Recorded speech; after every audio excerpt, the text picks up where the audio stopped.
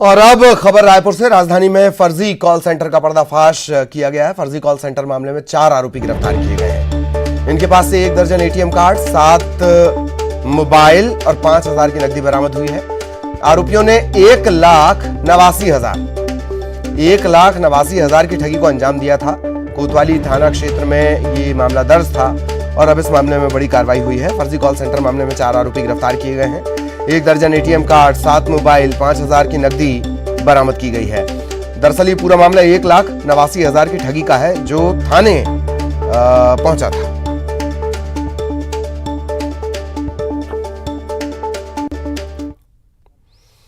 खबर बालोद से, जहां बाइक शोरूम में चोरों ने हाथ साफ कर दिया।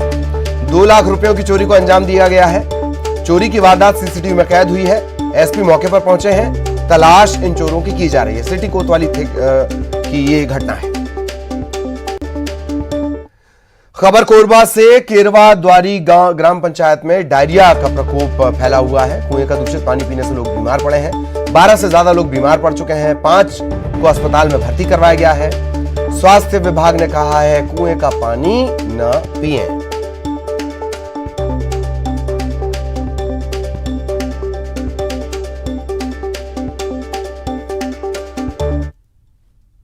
सूचना आई थी कि वहाँ पे कुछ जो लोग हैं उन लोगों को उल्टी दस्त की शिकायत हो रही है और उसीलिए हमारी टीम वहाँ गई थी और मैं भी गया था, स्वयं गया था।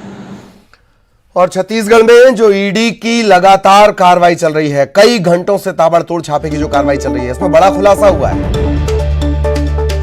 अब यह मामला सोने की तस्करी से जुड़ रहा है और छोटी मोटी तस्करी नहीं, सोने की इंटरनेशनल लेवल पर तस्करी से जुड़ रहा है। छत्तीसगढ़ में 4 लोकेशन पर ईडी की कार्रवाई चल रही है। करोड़ों की ज्वेलरी मिली है, नकदी बरामद की गई है। तो अब यह मामला इंटरनेशनल स्मगलिंग से जुड़ रहा है, सोने की तस्करी से जुड़ रहा है।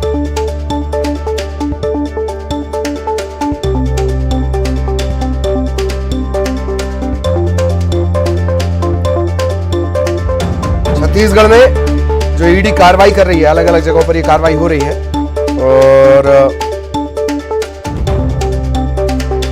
शुरुआत में हालांकि इस तरह नजर आया कि ये सराफा कारोबारियों के यहाँ दबिश दी गई है और कपड़े के बड़े कारोबारियों के यहाँ दबिश दी गई है, लेकिन धीरे धीरे साफ हो रहा है कि अब ये जो कनेक्शन है, ये जो नेक्सस है, ये गोल्ड तस्करी, गोल्ड स्मगलिंग, सोने की तस्करी, वहां से ये तार जुड़ रहे हैं। अब ये माना जा रहा है कि पूरी कार्रवाई गोल्ड तस्करी को लेकर हो रही है और इंटरनेशनल रैकेट, मतलब सब कुछ ठीक रहा तो इंटरनेशनल रैकेट का जो नेक्सस है उसे बस्ट कर देगी ईडी। शंकर आनंद हमारे साथ जुड़े हुए, शंकर आनंद के पास लिए चलेंगे। शंकर, क्या छापेमारी के दौरान यह साफ हुआ है कि इंटरनेशनल ये स्मगलिंग का मामला है या फिर ईडी को इस तरह के इनपुट पहले ही थे कि ये स्मगलिंग में जुड़ सकता है मामला? शंकर,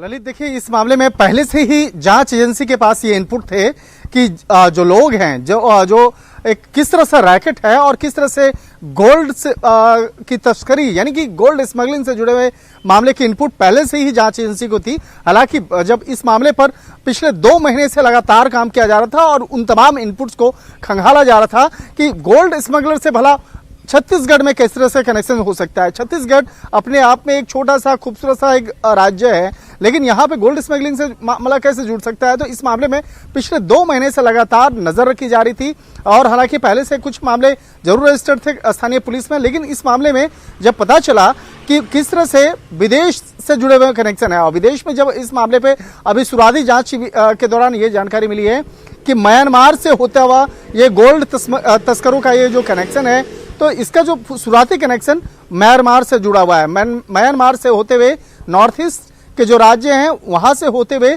फिर कोलकाता और कोलकाता के बाद छत्तीसगढ़ कनेक्शन, यह मामला समझ में आया है। लेकिन इस मामले में कौन कौन से तस्करों की भूमिका है और किस तरह से हवाला रैकेट का पूरा कनेक्शन जुड़ा हुआ है, तो इस मामले की तफ्तीश अभी भी की जा रही है। लेकिन जिस तरह से गोल्ड स्मगलिंग का जो सामान है, यानी कि जो विदेश से लाया जो गोल्ड है, किस तरह से छत्तीसगढ़ के मार्केट में उसे वहां पे लॉन्च किया गया था, वहां पर लगातार उसकी खरीद बिक्री हो रही थी। तो ये मामला बेहद इंपॉर्टेंट है और इसी मामले की वजह से वहां पर कई जो ज्वेलर्स हैं उसके आवास में भी छापेमारी की गई। उसके आवास के साथ साथ दूसरे जो अन्य लोकेशन है वहां पे छापेमारी की गई। कल भी जब जांच एजेंसी ईडी के द्वारा वहां पे छापेमारी की जा रही थी तो वहां पे कई लोगों को लग रहा था कि हो सकता है आय से अधिक संपत्ति का मामला हो या मनी लॉन्ड्रिंग का मामला होगा, तो इसलिए हो सकता है कि उन ज्वेलर्स के खिलाफ छापेमारी की जा रही है। लेकिन आज हमारे सूत्र ने स्पष्ट तौर पे इस मामले में बताया है कि यहां पर गोल्ड तस्करी से जुड़े मामले में सर्च ऑपरेशन को अंजाम दिया जा रहा है। तो ये सर्च ऑपरेशन कल भी यानी कि शुक्रवार को भी हुई है और आज शनिवार को भी, आज 4 लोकेशन पे सर्च ऑपरेशन को अंजाम दिया जा रहा है।